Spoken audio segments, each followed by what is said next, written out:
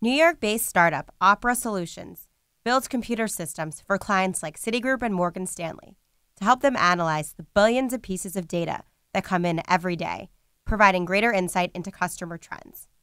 The company is hoping to capture market share from incumbents like IBM and HP, who are aggressively making acquisitions and investment in this space. The SAP and the Oracles, while very strong of the large companies, they're focused largely on the data capture side of the equation.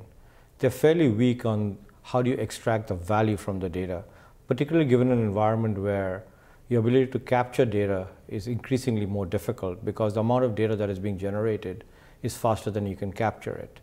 So almost all the big enterprise players are faced with what I would say is an existential challenge, which is how do they change their operating model to keep in line with the new big data phenomena that is really growing very, very fast. Unlike their consumer-focused counterparts, companies which cater to business customers have historically struggled to woo investors.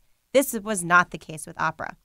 Gupta attributes this to investors recognizing the significance of large companies needing to find ways to organize and understand the massive amounts of data coming in. What's been happening is, we've been a bootstrap company.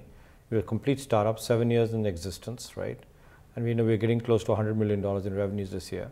And we've grown it almost entirely through word of mouth and reference from major customers.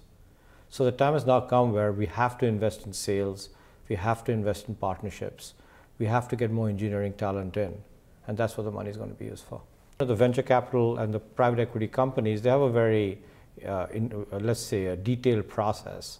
So we have to go through the due diligence and the like, but we were in the end oversubscribed. We were originally thinking of raising something like $30 to $40 million, and we ended up raising about 85 at a reasonable valuation. The technology industry we're looking at right now, is in a sort of a crossroad, not dissimilar from when the ERP systems came into play in the late 80s. I think all the ground rules by which technology organizations are managed will have to be rethought. And that's why there's a lot of opportunity for a lot of new players as they start figuring out their new operating.